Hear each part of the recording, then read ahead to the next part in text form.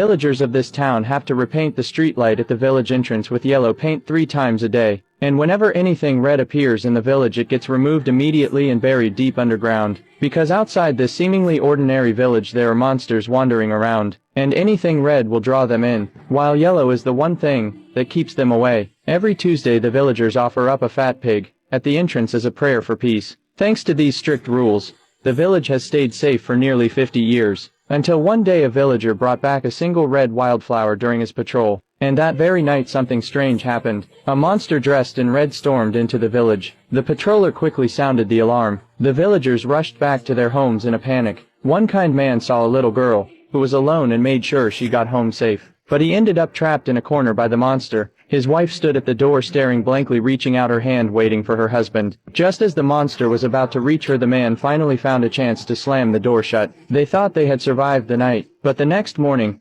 every door in the village had a strange warning mark on it. Instead of being afraid, the young people in the village started daring each other to test their courage. One of them stood on a stump with his back to the woods and spread his arms wide, while his friend hid far away behind a big rock. They wanted to see just how brave their friend really was. Suddenly the sound of a snapping branch came from behind the boy. Terrified, he jumped off the stump and ran off, leaving his friend behind. Luckily the monster didn't go after any of them. The next day the village chief held a grand wedding for his daughter, but just as everyone was caught up in the celebration, a sharp whistle cut through the air. A group of kids burst into the venue saying they had seen the monster. The villagers grabbed their oil lamps and lined up to head back home. But as soon as they reached the village entrance, they were frozen in fear by what they saw.